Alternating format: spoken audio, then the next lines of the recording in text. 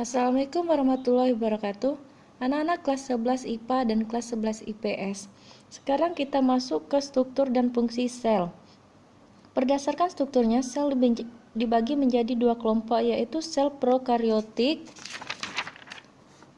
dan sel eukariotik. Sel prokariotik merupakan sel yang tidak memiliki selaput inti dan berukuran sangat kecil, berkisaran antara 0,0001 sampai 0,003 mm. Nah, ini contohnya sel prokariotik.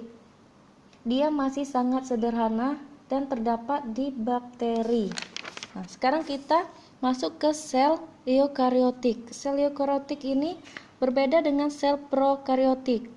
Pada umumnya sel eukariotik berukuran lebih besar 10 kali dibandingkan sel prokariotik, dan dia telah memiliki inti sel. Kita lihat ini sel eukariotik tumbuhan dan sel eukariotik pada hewan. Jadi sel eukariotik ini terdapat pada hewan, tumbuhan, jamur, dan protista. Nah, kita lihat yang pertama ini pada sel tumbuhan. Kita lihat bagian membran plasma. Dan kita lihat pada hewan juga ada membran plasma. Nah, membran plasma ini lapisan mengelilingi bagian luar sel. Jadi dia di bagian luar sel ini yaitu adalah membran plasma. Fungsinya apa?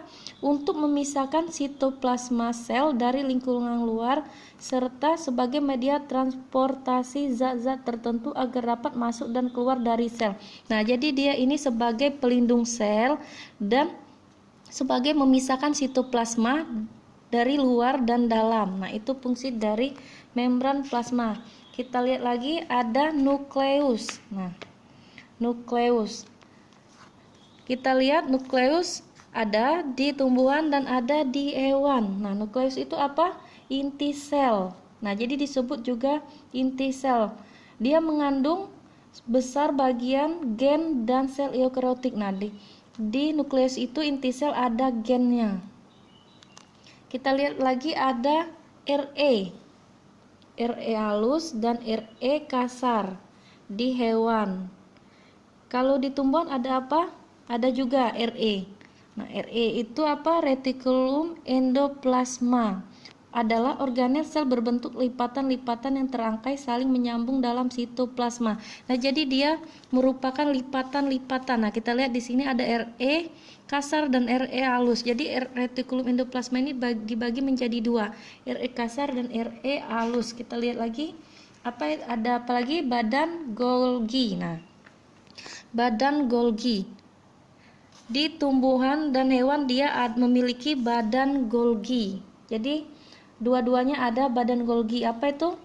Badan Golgi berupa kantong-kantong pipi bermembran yang berasal dari retikulum endoplasma. Jadi dia merupakan kantong-kantong pipi. Kita lihat lagi ada apa? Ada lisosom. Nah, lisosom hanya ada di hewan. Di tumbuhan tidak ada lisosom. Kita lihat di hewan, dia ada lisosom. Apa lisosom ini? Memiliki bentuk seperti kantong bermembran yang berisi enzim-enzim hidrolitik, di mana enzim tersebut digunakan oleh sel hewan untuk mencerna makromolekul saat proses pencernaan intraseluler. Nah, jadi di sini untuk proses pencernaan pada hewan, dia terdapat pada hewan saja. Seterusnya kita lihat apa? Mitokondria.